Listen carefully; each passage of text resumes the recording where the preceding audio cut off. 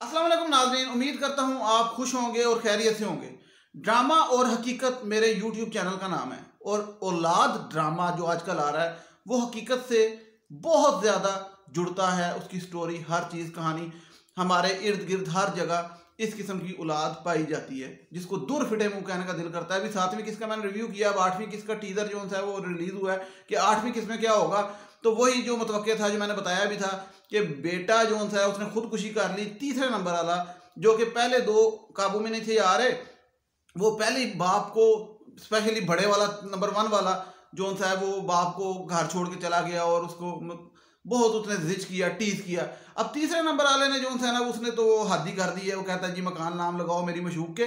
तो वो उधर जो 3rd नंबर वाला है ना उसने खुदकुशी कर ली, तो वो बड़ा मामला खराब हुआ पिछली किस्त में। तो अब ये जो 7वीं आई है आज, अब 8वीं किस्त के रिव्यू में वो ये दिखाते हैं कि माँ बाप जो थे हैं वो बच्चे की जिद के आगे मजबूर हो जाते हैं, क्योंकि बच्चा ज़ाहिर बात औलाद है, खुदकुशी करेगी, कोशिश करेगी खुदकुशी की, माँ बाप इमोशनल हो जाएंगे।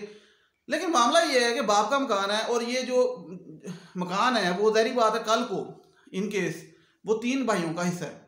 खैर वो जब बाप नाम लगाने लगता है तो वो बड़े वाला तो गुस्से में आता ही आता है, जो प्रोमो में भी दिखाया गया और हकीकत में भी ऐसे ही होता है और इससे मुतवक्के भी यही था।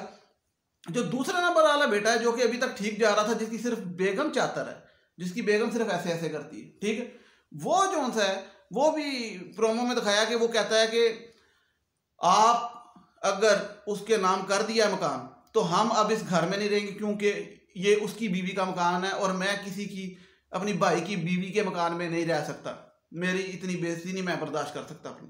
तो वो कहता है जी मैं भी अपनी बेगम बच्चा लेके तो यहाँ से जा रहा हूँ।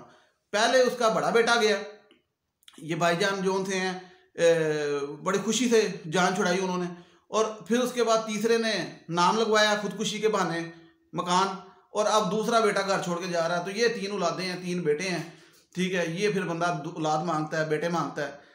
तो कहने का मकसद ये है कि कोई भी इस टाइम माँ बाप को अंडरस्टैंड नहीं कर रहा, कोई भी नहीं समझ रहा। माँ बाप ने सख्ती से फैसला किया था कि मकान नाम नहीं लगाएंगे इस चातर के, लेकिन मजबूरी में उनको ये कदम उठाना पड़ा क्योंकि बेटा ने खुदकुशी। अब वो देखो माँ बाप फिर मजबूर। वो बड़े बेटे का जब उसकी औलाद को जख्मी हुई और अस्पताल था तो माँ बाप ने पहले तो कहा था कि हम नहीं जाएंगे, लेकिन जब वो खबर आई हॉस्पिटल से तो वो थोड़े थोड़े गए। तो माँ बाप का दिल तो नरम होता है। माँ बाप तो फिर अब इस प्रोमो में ये भी दिखाया गया कि वो उसका जो बड़ा बेटा है वो आता है, वो वहाँ पे शादी का फंक्शन हो रहा है, ढोलक शोलक बज रही है, तो आगे बड़े गुस्से से कहता है बंद करो ये सब कुछ, और आगे बाप को कहता है पहले आपने मुझे घर से निकाला और मेरे से तल्लक ख़त्म किए, मेरे से रिश्ता कता किया, अब मैं आपसे सारे रिश्ते ख़त्म करता हूँ, सारे तल्लक ख़त्म करता हूँ। वो बाप को आके ये बात करता है। और बंदा पूछे रिश्ते बाप ने कहाँ ख़त्म किए थे? बाप ने तो गुस्से में कहा जब तूने बदतमीजी की कि भाई तूने नहीं रहना तो ना रहा, फिर ना चुक साड़ा खर्चा, लेकिन तुम खुद गए थे घर छोड़ के बड़ी खुशी खुशी। बाप ने तो तुम्हारे आगे हाथ जोड़ के माफ़ी मांगी थी, तो तुमने कहा था बाप माफ़ी नहीं मांग रहा, ड्रामेबाजी कर रहा है। तुमने तो उसकी माफ़ी को भी ड्रामेबाजी कह दिया था, ठीक है। और अब तुम किस चीज़ का रिश्ता खत्म कर रहे हो? तुम तो ऑलरेडी रिश्ते खत्म कर चुके, किश्तियाँ जला चुके। बाप तुम्हारा जब तुम्हारी औलाद का पता करने गया अस्पताल, तो तुमने तो उस वक्त भी बाप को कहा निकल जो यहाँ से, इसको मिलने नहीं देना। तुमने तो उस टाइम बाप को अस्पताल में मिलने नहीं दिया, ठीक है, अपनी औलाद से। तुमने तो रिश्ते पहले खत्म कर दिए और तुम्हारी बीवी जो थी समझा था कि तुम्हारी बीवी अभी शुक्र है अच्छी मिली हुई है तुम्हें, और तुम्हें फिर भी अकल नहीं आई, खोते के खोते ही रहे। खैर इस तरह की औलाद से यही कह सकता बंदा दूर फिटे में। ये खैर एक्टर तो एक्टिंग कर रहे हैं, एक्टिंग तो बेहतरीन कर रहे हैं, ज़बरदस्त कर रहे हैं, डायरेक्शन अच्छी, राइटिंग अच्छी, लेकिन मैं किरदार की बात कर रहा हूँ। जो किरदार दिखाया गया है इसमें ऐसी जो औलादें जो रियल में पाई जाती हैं, ऐसी औलादों को जो है ना वो दूर फिटे मुझे कह सकते हैं हम, क्योंकि और सारी दुनिया की बातें छोड़े, माँ बाप के साथ जो है ना वो आप नहीं इस तरह की हरकत कर सकते। माँ बाप जो है उनको कम से कम इम्यूनिटी दे दें। माँ बाप के साथ आप बाकियों जैसा बर्ताव ना करें जिस तरह आप दुनिया के साथ कर रहे हैं, अगर आप गंदे सोच के हैं ही हैं तो, ठीक है। माँ बाप के साथ तो आप जो है कम से कम उनको समझ लेना यार ये बात। अब और लोगों को मैं ये कहता हूँ कि यार ये ड्रामे आते हैं तो ड्रामे से पॉजिटिव सबक सीखा करें। हमारे माशरे में ये हर जगह हो रहा है, हर दूसरे तीसरे घर में हो रहा है, मैं खुद जानता हूँ। तो आप लोगों में बार बार एक बात इसलिए करता हूँ कि इससे सबक सीखें, और अगर कोई ऐसा बंदा देख रहा है जिसका थोड़ा सा दिमाग हिला हुआ है तो वो भी सबक सीखे, और जिसका नहीं हिला हुआ वो भी सीखे, ठीक है। और कोशिश करे कि आपस में इतफाक में बरकत वाली बात से समझ आए कि ये देख लें इनके घर में बिल्कुल इतफाक में बरकत नहीं है। इतफाक में बरकत वाला जो हमें पढ़ाया जाता है इस घर में नहीं है दिखाया, तो वो देख लें क्या हो। ना बिजली के बिल देने में कोई इतफाक करता है, ना रोटी खाने में कोई इतफाक करता है, ना घर में रहने में कोई इतफाक करता है, ना पैसों में। हर टाइम पैसा पैसा पैसा करते हैं, ठीक है। और जो पैसा पैसा करता है वो फिर उनका फिर ज़िंदगी ये भी ख़राब और आखिरत भी ख़राब, सेटिस्फेक्शन नहीं होती, ठीक है। और माँ बाप के साथ हिसाब ले रहे हैं बहरहाल।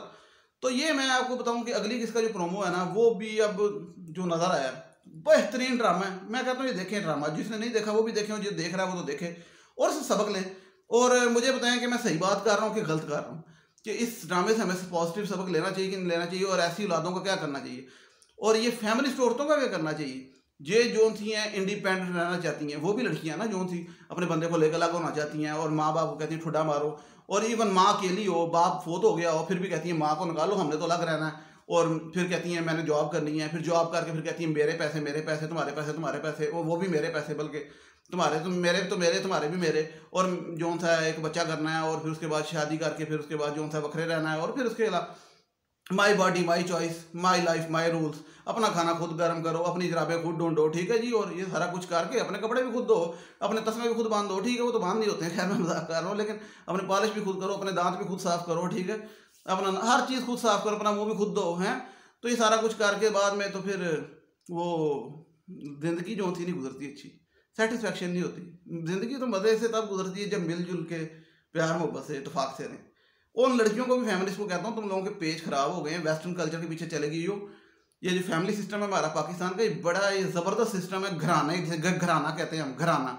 और ये घराना जो सा है, ये हमारे कल्चर में ना सिर्फ, ये इस्लाम में, दीन में, और हर चीज़ में ये हमारे सिखाया गया है। और आप लोग इस चीज़ से भाग रहे हैं, ठीक है। और इससे भाग के आपको फ़ायदा कोई नहीं होगा, आपको आने वाले वक्त में नुकसान ही नज़र आएगा, ठीक है। कुत्ते बिल्लियाँ आप लोग पाल लेते हैं, पेट्स पाल लेते हैं, लेकिन माँ बाप को नहीं आप रखना पसंद करते अपने साथ, ठीक है। तो ये जो ड्रामा है ये हमें सबक देता है, इसे सीखें। और खैर इस पे मैं और तबसरा करता रहूँगा जैसे जैसे तो किस्से आएंगी। आप लोग जो अगर मेरे को वीडियो देख रहे हैं, इस वीडियो को शेयर करें, मेरे चैनल को सब्सक्राइब करें, क्योंकि अगर आप नहीं करेंगे तो आइंदा कैसे पता लगेगा। और बेल आइकन भी लाजमी दबाएं ताकि आपको मेरी आने वाली वीडियोस का पता लगता रहे। और अच्छे काम किया करें, ये भी एक अच्छा काम है। तो टिल देन टेक केयर, अल्लाह हाफिज़।